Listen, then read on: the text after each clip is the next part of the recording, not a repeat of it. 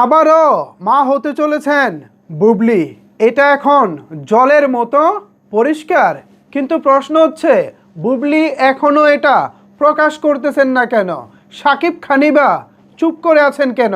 তাদের কি চুপ করে থাকতে অনেক মজা লাগে?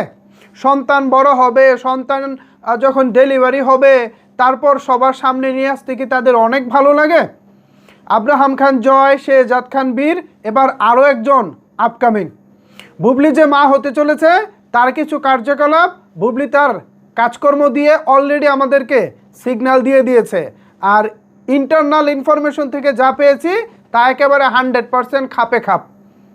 এখন আমার একটা বিষয় নিয়ে খুবই রাগ হচ্ছে বলতে পারি, বা অভিমানও হচ্ছে, যেহেতু আমরা শাকিব খানকে ভালোবাসি, আমরা শাকিব খানের ফ্যান ফলোয়ার।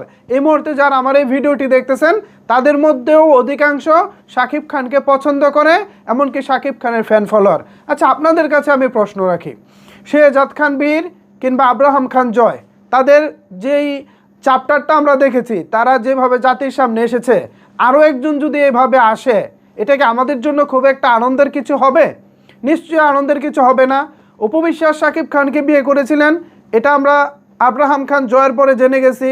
শেহজাদ খান বীরের পরেও তো আমরা জেনে গেছি শাকিব খান বুবলিকে বিয়ে করেছেন। ব্যাস, এখানে তো ভাই আর লুকোচুরির কিছু নাই।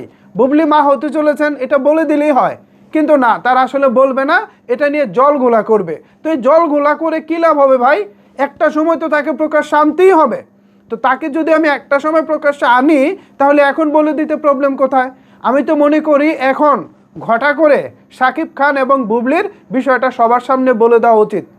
এখন না বললে যখন বাচ্চা বড় হবে, বাচ্চা যখন কোলে উঠতে শিখবে, তখন জাতির সামনে নিয়ে আসবে, ওইটাকে আমাদের জন্য অনেক সম্মান সূচক। আর আমাদের কথা বাদ দিলাম, বুবলি শাকিব খান তারা তো এই মুহূর্তে বাংলা চলচ্চিত্রের শাকিব খান মেগাস্টার, বুবলিও মোটামুটি তার একটা ভালো পজিশন আছে, সিনেমা করতেছে, বিভিন্ন শোরুম উদ্বোধন করতেছে, তিনি মোটামুটি টপ লেভেলের একজন নায়িকা। তো তিনি ভাই তারটা লুকাবেন কেন? আমার এই জিনিসটা আমার মাথায় ধরে না। আপনি লুকাবেন কেন ভাই? আমার বুঝে আসে না এটা। আপনি মা হতে চলেছেন, এটা অনেক আনন্দের খবর। একজন নারী যখন মা হতে চলেন তখন তার জন্য এটা সবচেয়ে গর্বের বিষয়। সেই গর্বের বিষয়টাকে লুকিয়ে রাখা হয় কেন? ওই আপনি এখন ঢিলাঢালা ড্রেস আপ পরবেন, এখন শাড়ি টাইপের ড্রেস আপ পরবেন, এগুলো পরে নিজেকে লুকানোর চেষ্টা করবেন। আজকালকার জামানা কি এতটাই সহজ বা এতটাই ইজি? এখন ভাই আপনি বুবলি বা শাকিব খান, আপনারা যে যেখানেই যাচ্ছেন, আপনাদের পিছনে কম করে হলেও তো 500 থেকে 1000 ক্যামেরা ঘুরে। টেলিভিশনের ক্যামেরা থেকে শুরু করে মোবাইল জার্নালিজম, যারা যেরকম জার্নালিজমই করে, সবাই তো সবার জায়গা থেকে মোবাইল ফোন, ক্যামেরা বা যে কোনো গ্যাজেট ইউজ করে। সো ওগুলো দিয়ে যে কোনো মুহূর্তে তারা ক্যাপচার করে। তো ওই ক্যাপচারকৃত ভিডিও বা পিকচার এগুলো যখন সোশ্যাল মিডিয়ায় আসে, আর সেগুলো যখন আমরা দেখি, এগুলোকে আমাদের দেখে খুব গর্ব লাগে? নিশ্চয়ই গর্ব লাগে না? তো এগুলো আপনারা প্রকাশ করেন না কেন?